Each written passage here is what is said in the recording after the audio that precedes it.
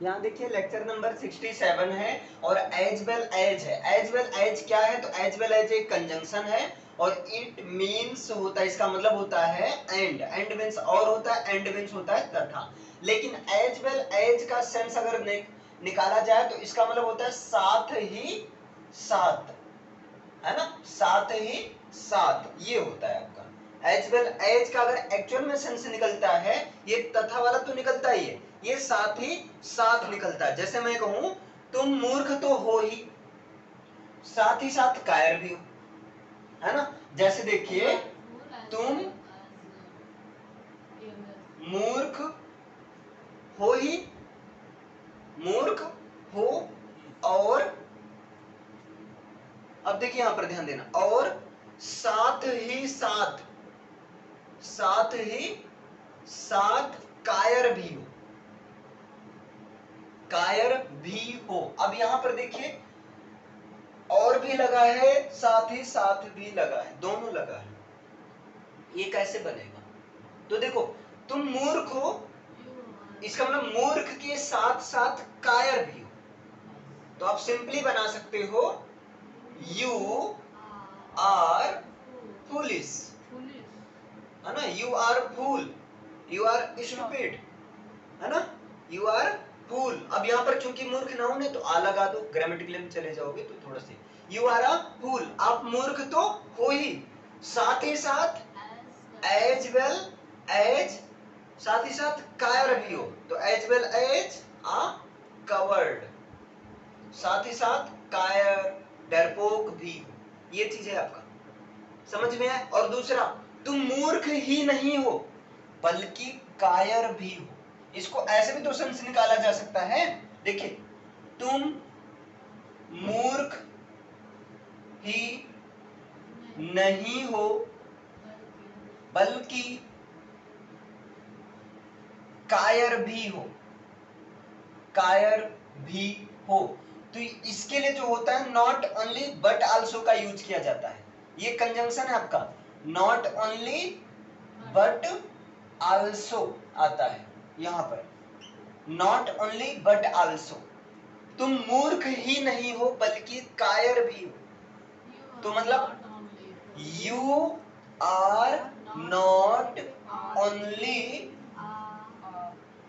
आ फूल, मतलब तुम मूर्ख ही नहीं हो बल्कि और भी हो, बट आल्सो, हाँ but also, but also a coward, बल्कि आप एक कायर इंसान भी हो, कायर हो।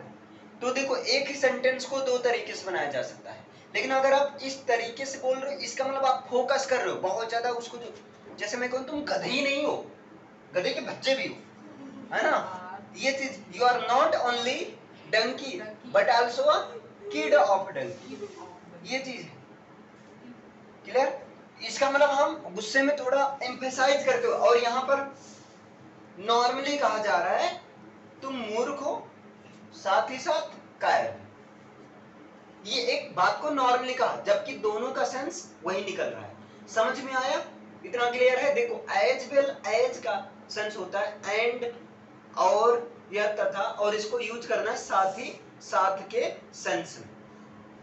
जैसे देखिए यहां पर एक एग्जांपल, तुम मूर्ख हो और साथ ही साथ कायर भी हो, तो you are a fool as well as a coward. यहां पर इसको ऐसे भी बोल सकते हैं तुम मूर्ख ही नहीं हो बल्कि कायर भी हो, तो you are not only a fool but also a coward. Clear है? एक सेंटेंस आप करके दिखाओ, उसके बाद इसको लिखना। एक सेंटेंस लिखिए, वो बहरा है और साथ ही साथ अंधा भी।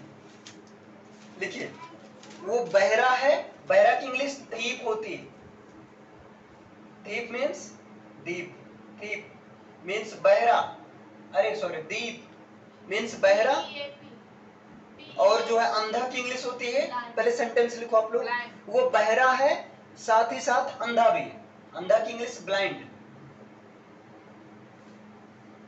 और इसको दो तरीके से बनाना है, ये वाला भी सेंटेंस, हाँ वो बहरा ही नहीं है बल्कि अंधा भी है, हम तो सोचे थे बहरा ही है, वो तो दोनों है ना। अच्छा इसको एक तरीके से और बोल सकते हैं, तुम मूर्ख और कायर दोनों। देखिए यहाँ पर पहले समझ लीजिए फिर उसे बनाना।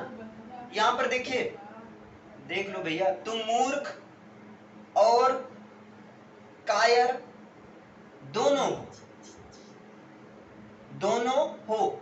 अब यहाँ पर बोथ एंड का यूज किया जाता है। यहाँ कंजंक्शन जो आता है बोथ एंड का आता है, बोथ के साथ हमेशा एंड का पेयर बनेगा। तो इसका क्या हो जाएगा, इसका हो जाएगा you are both, you are both a fool and coward, and coward, ये हो जाएगा। अब देखिए एक सेंटेंस को तीन तरीके से आपको बनाना है। जो मैंने सेंटेंस बोला है, तुम मूर्ख, वो बहरा है, वह बहरा है और अंधा भी है, साथ ही साथ अंधा भी है। दूसरा क्या बोल सकते हैं, वो बहरा ही नहीं बल्कि अंधा भी है। और क्या बोल सकते हैं, वो बहरा और अंधा दोनों है। तीनों का मतलब एक ही निकल रहा है, बस बोलने का स्टाइल अलग है। चलो करके दिखाओ तीन तरीके से, जो मैंने सेंटेंस बोला तीन तरीके से, उसके बाद इसे लिखना है। देखिए यहाँ पर क्या है, राम साथ ही साथ उसके दोस्त लोग अभी पढ़ाई कर रहे हैं। देखिए यहाँ पर ध्यान से समझिएगा, यहाँ पर एक ग्रामर का रूल भी मैं समझा दूंगा इसी के थ्रू। तो राम और साथ ही साथ, यहाँ पर आप और लिख सकते हैं, नहीं भी लिखोगे कोई दिक्कत नहीं। Ram as well as his friends, उसके दोस्त लोग। अब देखिए एज वेल एज की कहानी क्या होती है, एज वेल एज के पहले सब्जेक्ट है यानी कि सब्जेक्ट 1 है, एज वेल एज के बाद में सब्जेक्ट है यानी कि ये सब्जेक्ट 2 है ना। अब एज वेल एज के पहले वाले सब्जेक्ट के अनुसार वर्ब आती है ना। एज वेल एज के पहले वाले के अनुसार यहाँ पर हेल्पिंग वर्ब आएगी। देखिए पढ़ाई कर रहे हैं, ऐसा लगता है आर आना चाहिए, लेकिन एक्चुअली यहाँ पर इज आएगा। Is studying now, is studying right now या नाउ, अभी पढ़ाई कर रहे हैं। और लग क्या रहा था, आर आएगा।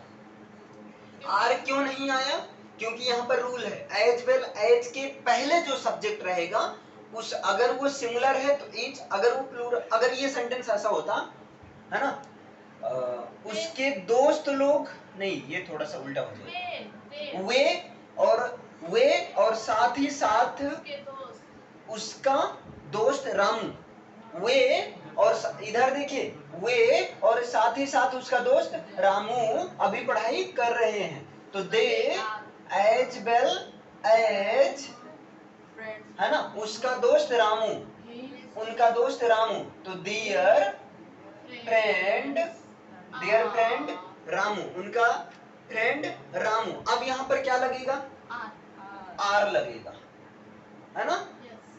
यहाँ पर आर स्टडिंग नाउ, ये चीज यहाँ आर क्यों लगा, क्योंकि एज वेल एज के पहले वाले सब्जेक्ट के अनुसार यहाँ पर वर्ब आती है। क्लियर, ये ग्रामर का अच्छा खासा रूल है, यहाँ से पूछ लिया जाता है।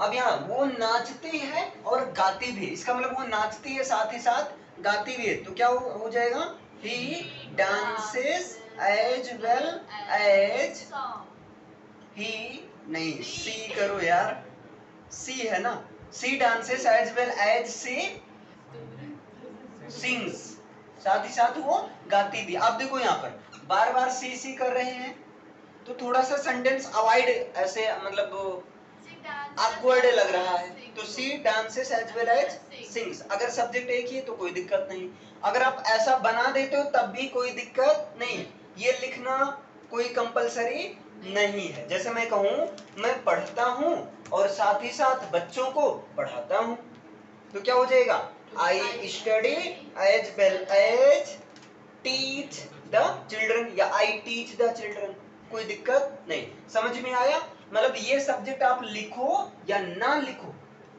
चल जाएगा, क्योंकि सब्जेक्ट सेम है, इसे लिख लीजिए।